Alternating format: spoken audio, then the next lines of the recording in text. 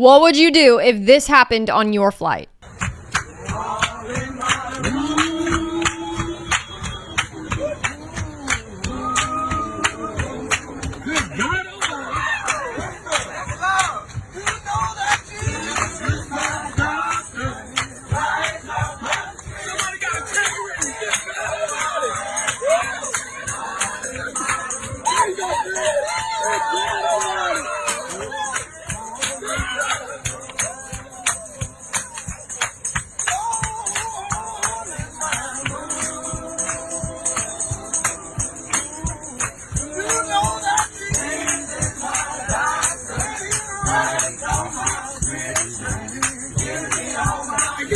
Would you praise God on a plane? Leave your answer in the comments.